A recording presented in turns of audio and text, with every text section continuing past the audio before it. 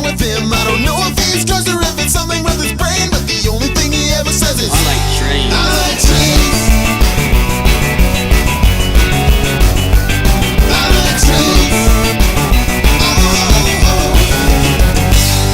From birth the I like trains kid never spoke a word, not even to his parents, not a single sound was heard. But on the first day of school, the teacher asked his name.